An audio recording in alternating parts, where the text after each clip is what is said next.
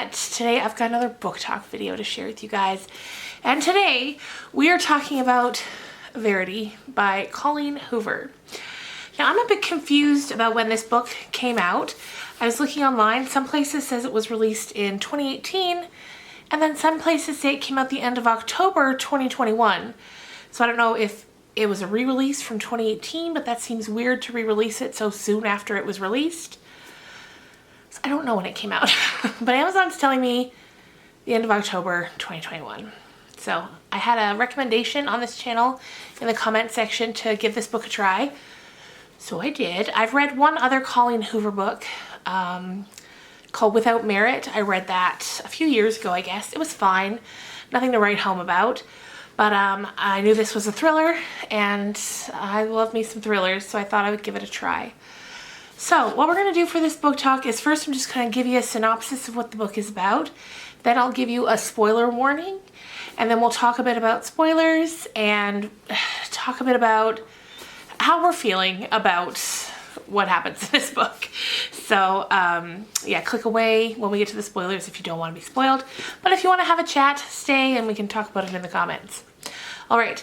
So this book is about a woman named Lowen. She is an author who's really facing sort of financial ruin. She's in a mess financially. She spent the last while caring for her sick mother. Her mother eventually dies, and when her mother had been sick, her mom wanted a place where she could have her own room and, you know, have some dignity as she was ill. So Lowen gets a new apartment that's bigger so her mom can have her own room. And now that her mom is gone, like, she cannot afford this apartment. And, you know, she's got to move and she needs a job. So she gets a job. There is an author who's really a big name author. Her name's Verity Crawford. She's been in a car accident and she's in a really sort of catatonic state almost. Like, she can't walk, she can't talk. They say her brain activity level is, you know, almost non-existent. She's just kind of there. And she wrote a best-selling series. There's 6 books currently that she wrote, and there's 3 books to come.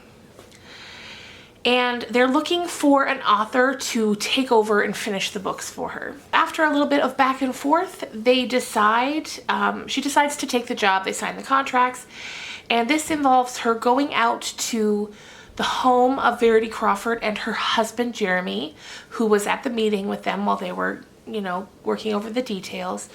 So she can go into Verity's office, go through all of the papers and files that she has, familiarize herself with the first 6 books, and then get ready to finish the final 3. So off she goes. And from there, that's where things start to get a little dicey. She learns that the Crawfords, Jeremy and Verity, have suffered a lot of tragedy in their lives. They originally had 3 children, twin daughters and a son, and both of the twin daughters have passed away. Not in a related way. One suffered a peanut allergy at a sleepover and passed, and then the second one drowned like a few years later. And then shortly after the second one dies is when Verity is in her car accident that has left her in this state. And the police said, you know, there were no brake marks on the road, so they think that she had intentionally done it. So Lowen moves into this house. You know, she's not intending to stay very long, but as time goes by, she ends up staying longer than she thought she would. But at first, so she's going through all the things in Verity's office. She sees Verity around the house a little bit when her nurses are taking care of her or they're outside reading to her. She spends more and more time with Jeremy. And one day while she's in the office, she comes across a manuscript that Verity has written. And it kind of looks to her like it's the starting of an autobiography. So she starts reading it, and as she's reading it, we get to read it. So it kind of becomes a book within a book. And the things that we start to read are absolutely horrifying. The autobiography starts when Verity meets Jeremy and goes through till right before her accident. And we read just a lot of really disturbing things. We learn that Verity did not want these children and that she was very jealous of them and the amount of attention they got from her husband.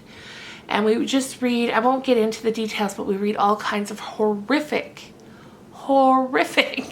things that she did to these children when they were young.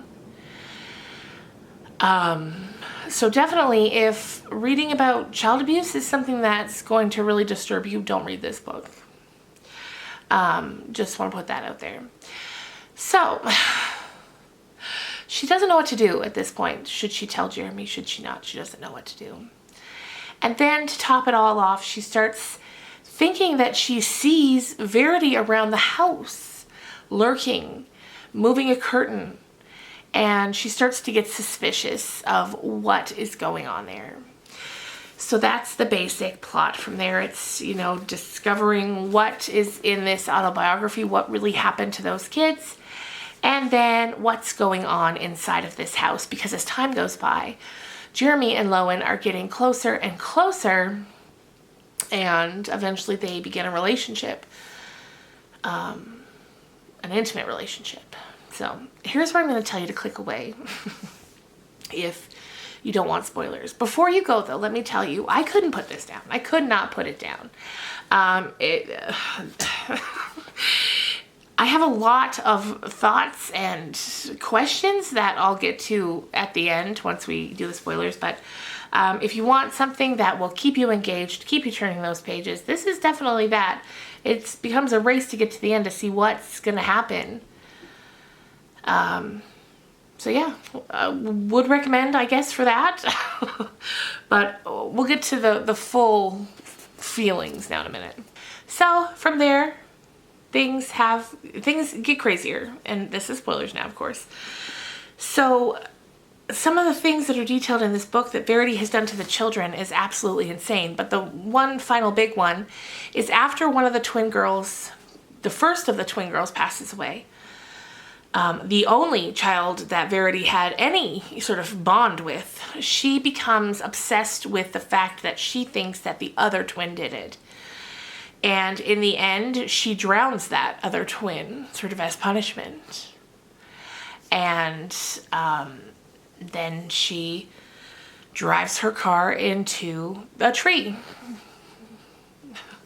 So then she finally tells Jeremy about the book, and Jeremy storms into Verity's bedroom and starts yelling at her like, are you faking this? Like, because so many instances have happened that Lowen is convinced that Verity is faking this. And he says, if you don't answer me right now, I'm going to take this book to the police, and they are going to know everything that you've done.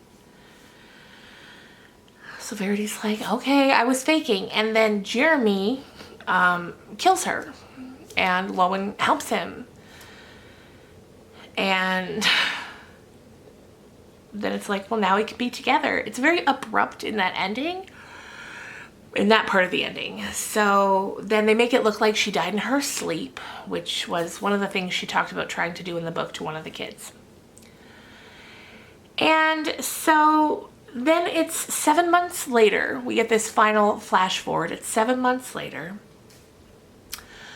Lowen's pregnant with Jeremy's baby. They're going back to the house now to clear everything out.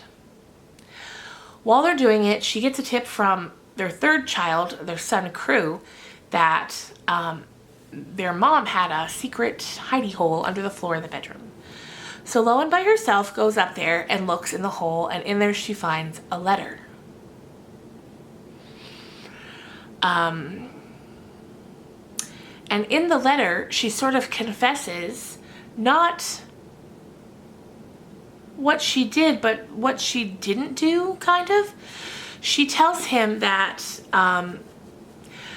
since her books have always been written from the villain's point of view, her agent or editor or manager, I think her agent, gave her an idea for a really good writing exercise that gets you into the mind of a villain. And it's called like antagonistic journaling, where you journal and you write things from a point of view as though if you were a villain, how you would say things if you were the villain, how you would feel things if you were the villain. So she knew that Jeremy had found her manuscript before Lowen found it. He already knew this. And even though he acted surprised to Lowen when she shows him the manuscript. So in the letter it says, it talks about how when he found the manuscript, she wanted to explain, but he wouldn't let her. And so immediately after he had found that manuscript, he tied her up, put her in her car, and drove her into the tree. He was trying to kill her because of what she said and how she confessed to killing their daughter. But now in this letter, she's saying that none of that was true. It was a writing exercise that my agent wanted me to try. And it just kind of goes on, this letter, about how none of that was true. She's so hurt that he would just read that and think it was all true, even though he had known her for years. So now we're given this new version of Verity, and we're like, well, which one is true? Is the manuscript true, or is the letter true?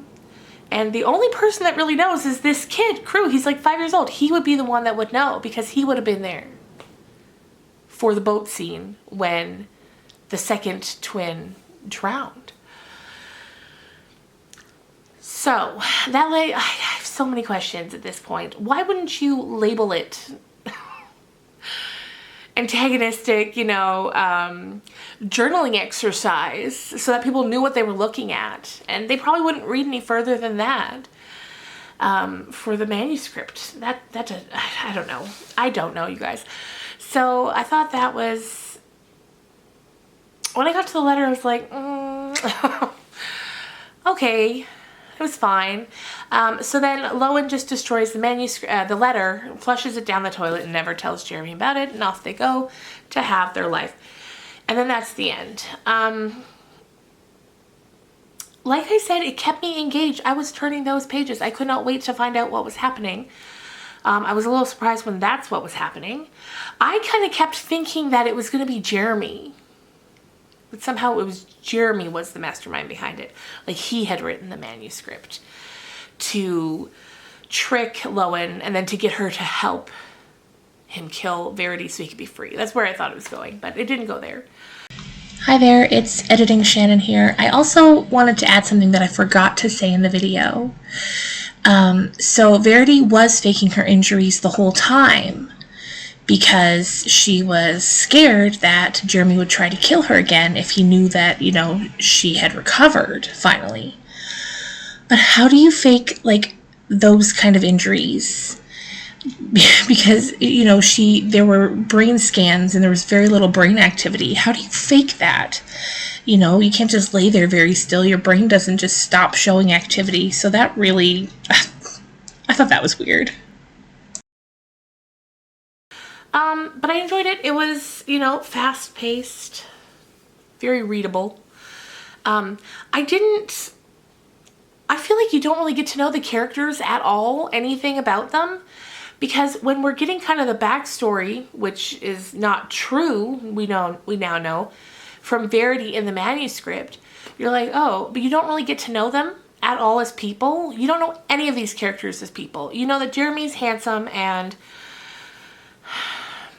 that's it.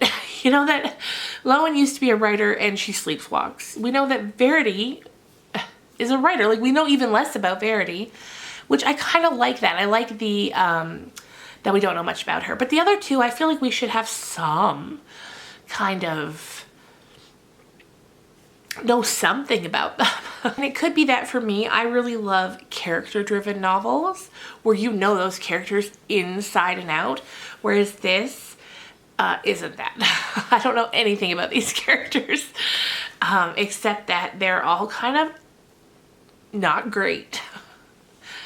And we don't know how not great Verity is, but I'm okay with that sort of mystery. So yeah, I think that's all I wanted to say. We don't know anything about the characters.